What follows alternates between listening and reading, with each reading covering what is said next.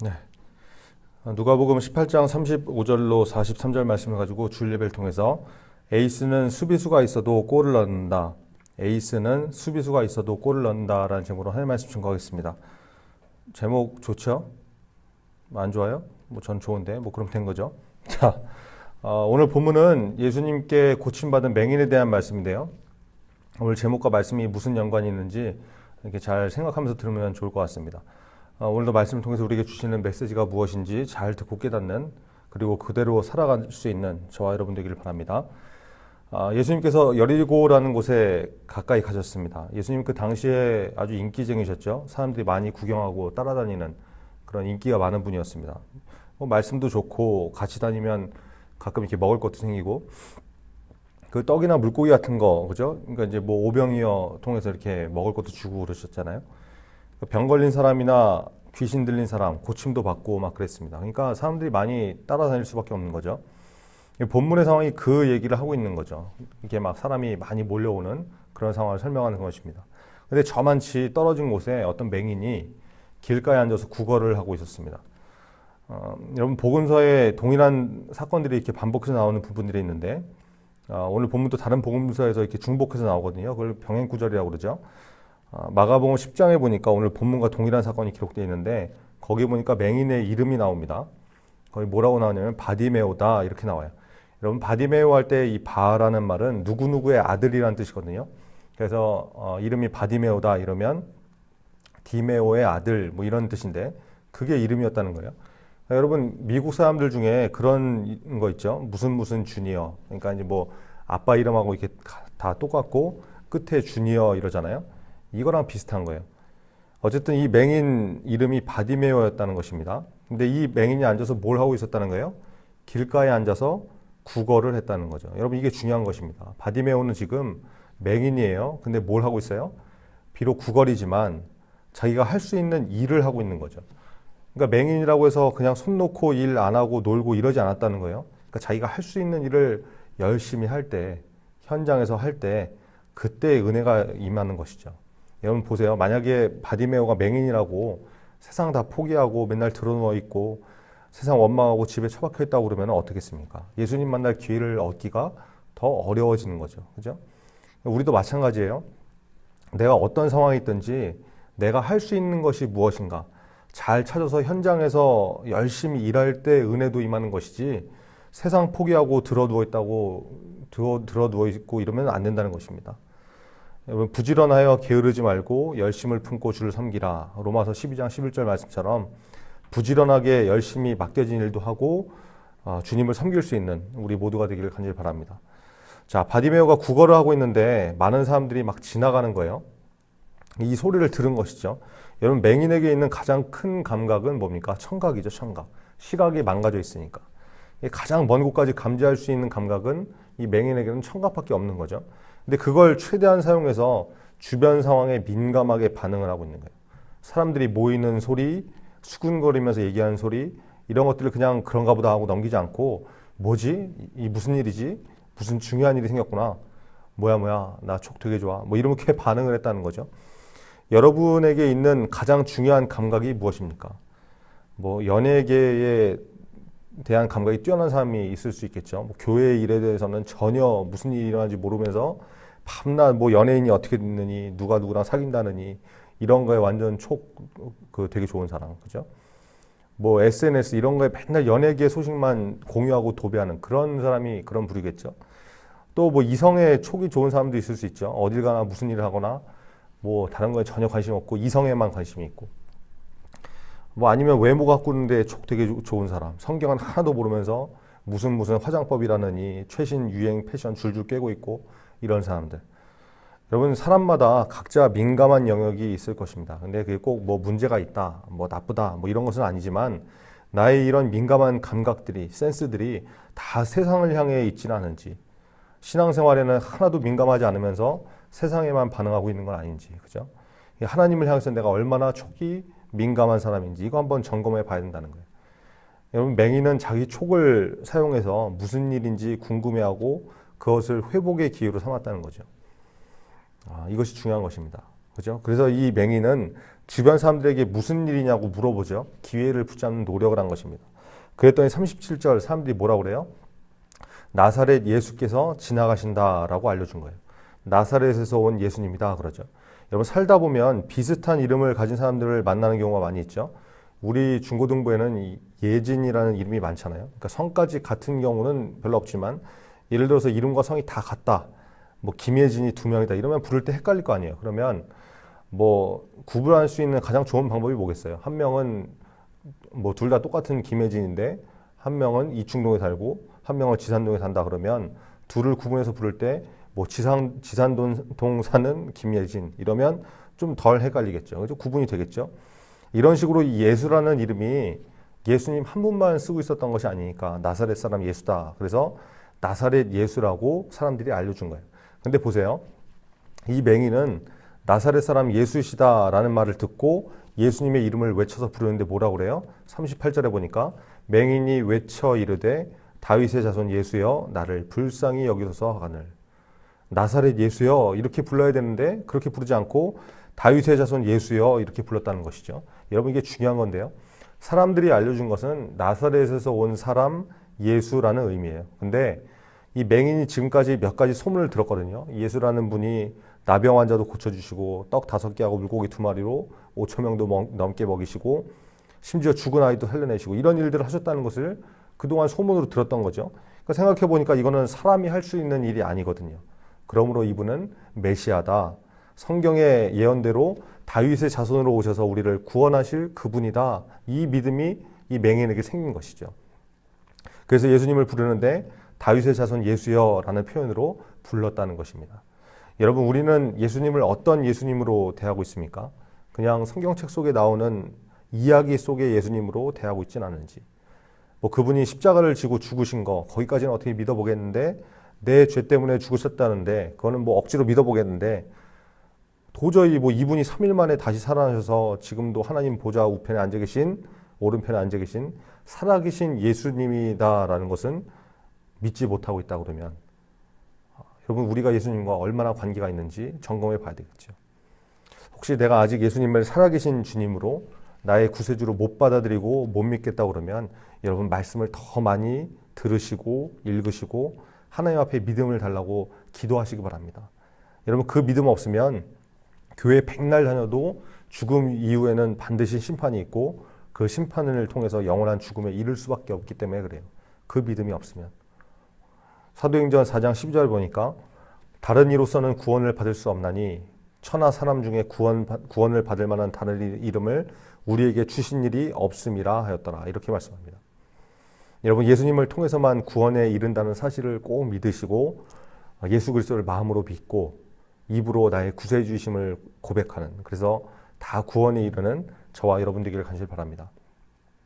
자, 맹인이 예수님의 이름을 불러 외칩니다. 그냥 뭐 젠틀하게 뭐 다윗의 자손 예수여 나를 불쌍히 여기소서 이렇게 하지 않았겠죠. 점잔 떨면서 그렇게 부르지 않았겠죠. 막 날뛰고 소리 지르고 간절하게 나 예수님 만나야 된다. 예수님 못 만나면 내 인생 끝이다. 이런 심정으로 고래고래 소리 지르고 그랬을 거예요. 그러니까 사람들이 볼 때 이게 참 시끄러운 거죠. 뭐 가뜩이나 사람들 많이 모여 정신 사나운데 맹인이 막 소리 지르고 난리치고 이러니까 얼마나 짜증이 났겠어요. 그래서 어떻게 합니까? 앞에 가던 사람들이 이 정상인들이 맹인을 꾸짖죠. 조용하라고. Shut up 이러면서 막 뭐라고 했다는 거예요. 여러분 한번 생각해 보세요. 이쯤 되면 어떻겠습니까? 주변에서 사람들이 막 뭐라고 그러고 욕하고 혼내고 너 조용히 안 하냐 강냉이 확 털어버린다 뭐 이러면서 협박하고 그러면 사람이 위축되겠죠. 그죠? 아, 나 같은 거 누가 거들떠보지도 않을 텐데 이렇게 불러봐야 이게 무슨 소용이 있나. 괜히 주변 사람들 뚜껑 열리게 해갖고 얻어 터지는 거 아닌가 뭐 이런 생각 들지 않겠어요? 위축될 거 아니에요. 그러면 그냥 알았다고 뭐 조용히 포기할 수도 있는데 이 맹인은 어떻게 합니까? 39절에 보니까 더욱 크게 소리 질렀다. 그죠? 주변에서 가로막고 방해하고 협박하고 그래도 더 크게 소리 지르고 예수님 불렀다는 거예요. 여러분 보세요.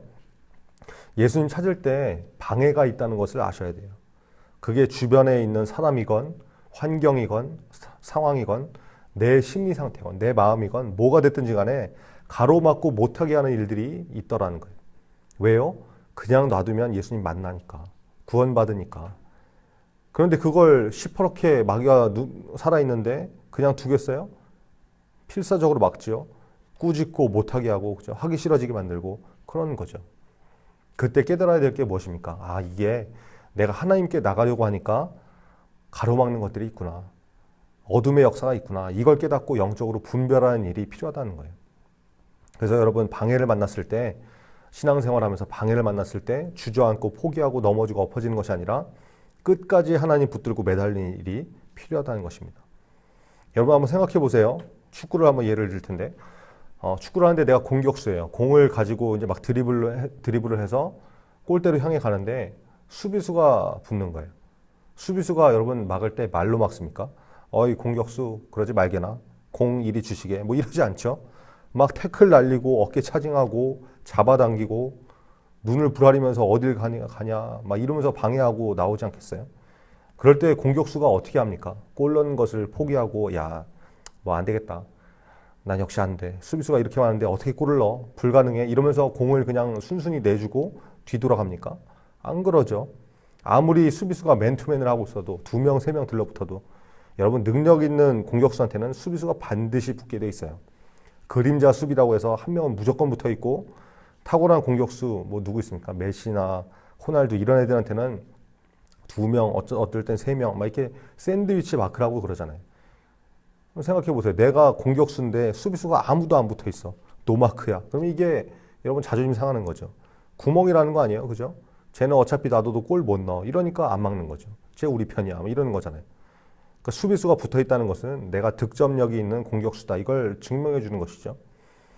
그렇게 수비수가 붙어 있어도 골 넣는 것을 방해하는 세력이 있어도 뛰어난 공격수, 에이스라고 그러죠. 에이스 스트라이커는 수비수가 붙어 있어도 골을 넣는다는 거예요. 수비수를 제치고. 그죠? 영적으로도 마찬가지입니다.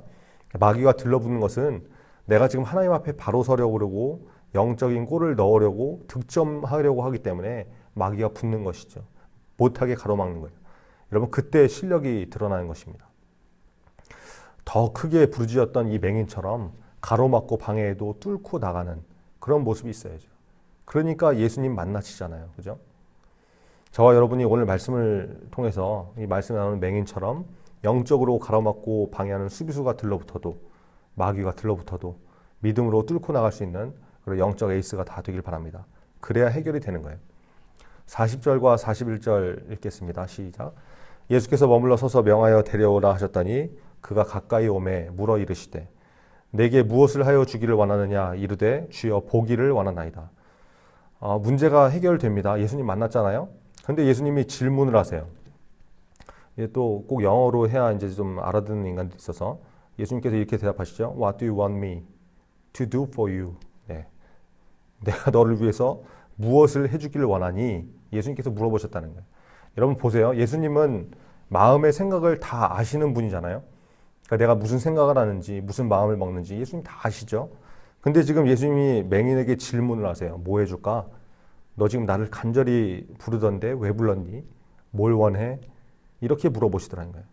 예수님이 몰라서 이걸 물어보시는 게 아니죠. 여러분 한번 상식적으로 생각해 보세요. 맹인이 왔어요. 이 사람이 뭘 원하겠습니까? 당연히 앞을 보는 것을 원하죠. 시력 회복을 원하지 않겠어요? 예수님도 이거 다 아신다고요. 마태복음 6장 8절에 보니까 그러므로 그들을 본받지 말라. 구하기 전에 너희에게 있어야 할 것을 하나님 너희 아버지께서 아시느니라. 여러분 구하기도 전에 하나님은 우리에게 뭐가 필요한지 무엇을 원하는지 다 알고 계시다는 거예요. 그런데 왜 물어보세요? 내 입술로 직접 구하고 고백하고 찾는 것이 필요하기 때문에 그렇죠. 그게 기도잖아요. 기도. 그죠? 하나님과의 대화, 하나님과의 인격적인 교제. 그죠? 하나님이 그걸 원하신다는 거예요. 그래서 물어보시는 거죠.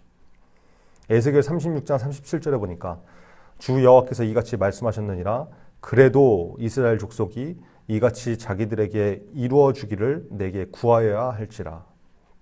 이렇게 말씀합니다. 하나님이 다 아시고 이루실 것이지만 그래도 이스라엘 족속이 이루어 달라고 구해야 된다. 기도해야 된다. 하나님이 이렇게 말씀하시더라는 거예요. 여러분 하나님은 우리가 하나님과 대화하기를 원하십니다. 기도하기를 원하세요. 무슨 일을 할 때 그냥 뭐 대충 알아서 해주시겠지.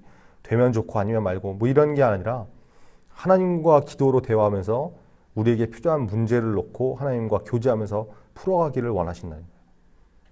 고3들 이제 수능이 100일도 안 남았죠. 남은 기간 힘내라고 선생님들과 임원들이 뭘 준비한 것 같은데 여러분 힘내시고 특별히 여러분의 앞길을 놓고 기도하시기 바랍니다. 하나님이 그거 원하세요. 여러분이 어떤 대학에 가기를 원하는지 장래 희망이 뭔지 하나님은 이미 다 알고 계시죠. 근데 거기서 그치지 말고 하나님께 물어보는 거죠. 하나님, 제가 이 대학에 가고 싶은데 이런 방향으로 인생을 살고 싶은데 하나님은 제가 어떻게 하길 원하십니까? 내가 어떤 방향으로 나가길 원하십니까? 인도해 달라고. 그렇게 기도하면 하나님께서 친히 그 앞길을 인도하실 줄 믿습니다. 인생의 앞길을 놓고 기도할 수 있는 우리 중고등부가 다 되기를 바랍니다. 자, 맹인을 만난 예수님이 무엇을 원하냐고 물어보시니까 이렇게 대답하죠. 예수님, 제가 보기를 원합니다. 여기서도 이 맹인의 믿음이 드러나는 거예요. 여러분, 맹인이 앞을 보기 원한다는 것은 사람이 해결할 수 있는 문제가 아니죠. 예수님을 메시아로 하나님의 아들로 믿었기 때문에 할 수 있는 고백이라는 거예요. 그 믿음을 보시고 예수님께서 말씀하세요. 보라. 다른 성경에 보니까 눈을 떠라 그러죠. 그리고 덧붙이신 말씀, 내 믿음이 너를 구원하였느니라. 여러분, 여기서 구원하였느니라 이 말씀의 정확한 원어적인 의미는 온전하게 되었다 이런 말인데 그냥 우리 성경 번역 그대로 받아들여도 문제가 없을 것 같습니다. 왜냐하면 예수님을 하나님의 아들로 믿으니까 눈을 뜨게 해달라고 예수님께 구했던 거죠. 그러니까 그 믿음 때문에 구원을 받는다. 예수님을 하나님의 아들로 믿는 믿음이 있었다. 그렇기 때문에 구원을 받는다. 이렇게 해석해도 신학적으로 전혀 문제가 없으니까 그대로 받아들여도 될 것 같습니다. 자, 그랬더니 어떻게 됩니까? 43절에 보니까 곧 보게 되어 하나님께 영광을 돌리며 예수를 따르니 백성이 다 이를 보고 하나님을 찬양하니라. 예수님이 보라라고 말씀하시니까 곧 보게 되었다는 거예요. 즉시 보게 되었다는 거죠. 여러분, 예수님이 원하셔서 해결하시면 즉시 되는 거예요. 즉시. 우리에게 있는 문제들도 하나님께서 원하시면 즉시 해결하실 줄 믿습니다. 그 믿음 가지고 기도로 나가는 저와 여러분 되길 바랍니다. 자, 맹인이 눈을 떴어요. 하나님께 영광을 돌립니다. 그리고 어떻게 합니까? 내 문제 해결됐으니까 그냥 안녕히 계세요 하고 가버리는 것이 아니라 예수님을 따랐다라고 말하죠. 예수님을 팔로우 했다는 거예요. 여러분, 이것도 중요한 것입니다. 밤낮 기도하다가 문제 해결되니까 안녕히 계세요 하고 가는 인간들이 많은데 그러지 않고 해결됐음에도 불구하고 계속해서 예수님을 떠나지 않는 인생이 되었다는 것이죠. 이게 우리한테도 필요한 것이죠. 여러분, 이런 사람들이 있어요. 마음에 드는 이성 친구가 생겼습니다. 그래서 간절히 기도하죠. 이런 기도는 별로 잘 응답이 안 되지만 하여튼 기도를 했어요. 제발 저 오빠랑 사귀게 해달라고, 저 애랑 사귀게 해달라고. 간절히 기도해서 이게 응답이 됐어요. 눈이 맞아서 사귀게 되었습니다.